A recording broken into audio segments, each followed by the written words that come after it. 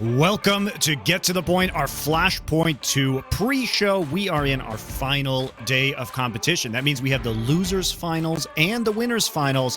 And of course, the winner will be shipped that beautiful AK-47 trophy. You may notice something if you weren't with us yesterday, namely that we are not in our lovely studio right now. Effectively, we have been operating in a bubble environment here at Flashpoint with crew and our casters. Unfortunately, we did have a few positive cases of COVID-19, so we are now doing this from our rooms. Not the way we wanted to end our Flashpoint tournament, but we've got the matches for you all the same, and they should be some very good ones. Up first is going to be OG versus Fnatic in our losers finals. Unlikely that we would have these two teams here, especially since we have Virtus Pro running all the way through our winners bracket. Joining me, as you saw before, the esports archaeologist himself, Thorin, and Sexy Maui, as we have done in our skits. Good times doing all those skits with you guys. Right, Maui? Did you like pole dancing? You promised to get pole dancing lessons.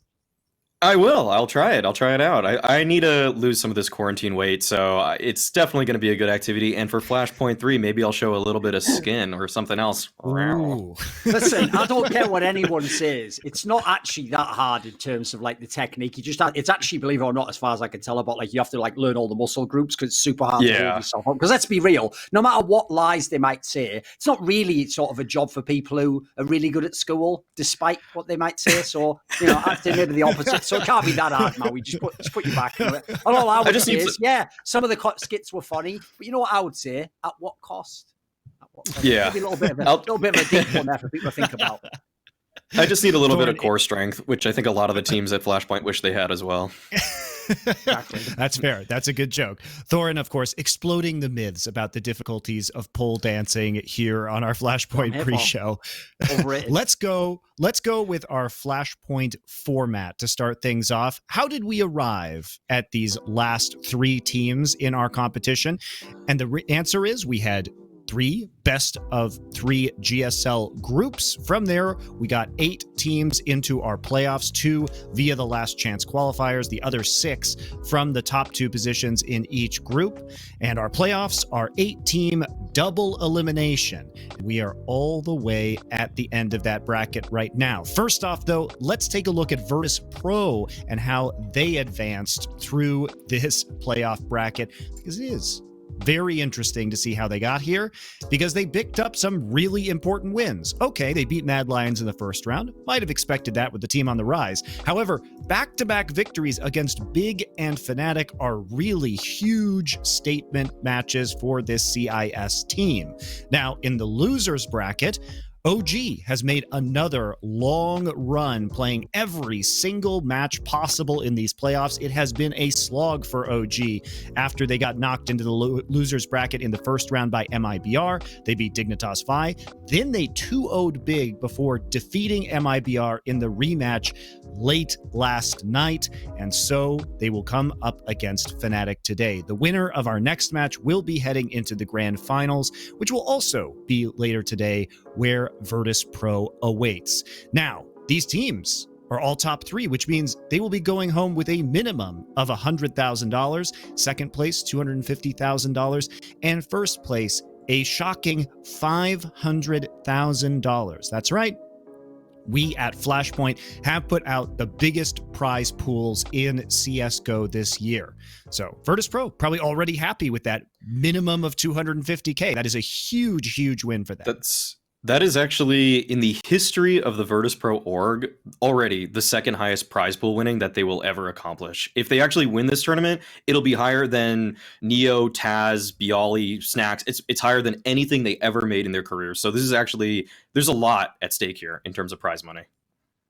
And obviously, even though, as you say, Monty, in the context of expectations for this tournament and the last few months, most of the year, yes, second place would be good enough. But they already had a miracle run in their history where they went to the final of the major and they got dusted in that final. So I'm pretty sure some of those players, that's in the back of their mind. It's like, there's a great quote by Jose Mourinho where he says that finals are for winning, not for playing. That's fair enough. And we'll see if they have what it takes. It has been an unlikely run, that's for sure. But before we dive into the analysis of OG versus Fnatic, let's talk about potentially some of the surprises we've seen from this tournament, the breakout players that we've had so far. And I know you guys want to talk about, let's start with VSM here, because he has been a guy who everyone knows at this point was VAC banned when he was a young teenager.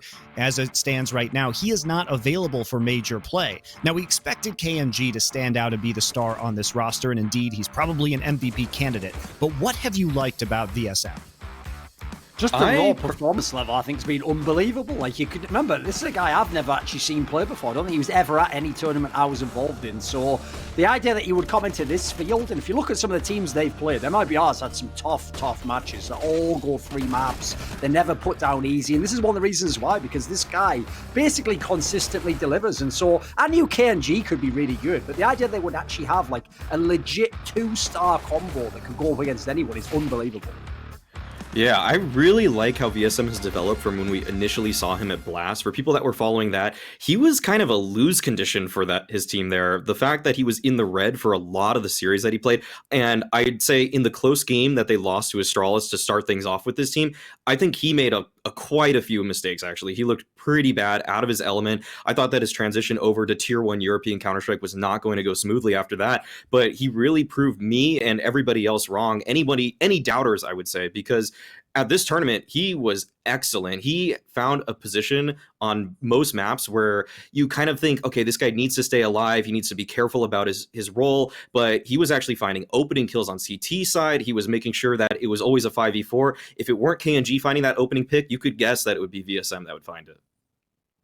Yeah, absolute star performance from him. We're going to have to see if we get to him unbanned at any point in time. Does seem unlikely given Valve's history, but we are just going to have to wait on that one. And if not, it'll be unfortunate because such a star performer here at Flashpoint MIBR, having to find a replacement player of that caliber might be a bit tricky.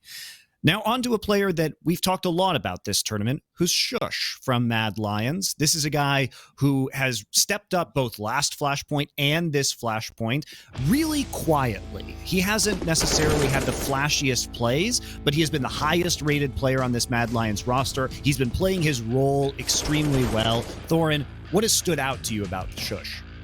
I mean, if you look even in some of these clips, you'll see sometimes he's one of the entry guys. So I think one of the interesting things for me is him, along with Valdir, have really shown that if you are an exceptional player, you can actually dominate even statistically, even when you are not the guy who's effectively set up to be the person getting all the kills. So this is a person I think has performed above and beyond what is expected in his role. I think when you consider that in theory it should far and away have been A-Core that was the best team from Mad Lions. Yes, it shows that A-Core didn't have the performance, but this is what kept them in the matches. This is what had them almost beating teams like VP, because in the playoffs, A-Core generally didn't show up. So I actually think you have to give a lot of the credit, yes, to Peacemaker, to Huxley perhaps, but I would say in terms of a player, it has to be SHUSH.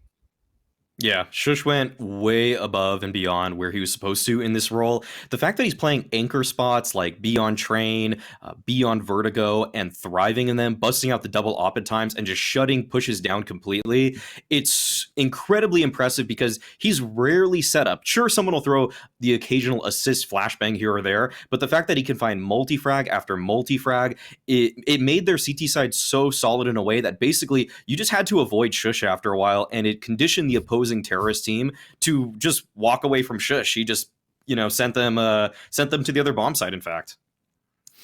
Well, as impressive as SHUSH's performance was, it wasn't enough to lift Mad Lions back into trophy contention. They were unable to defend their title. It's been fun talking about some of these players, guys. VSM and SHUSH certainly deserving of a little bit of talk and glory after their performance here in Flashpoint 2. But it is time to get into our actual analysis of OG versus Fnatic, and we'll be back with that right after the break.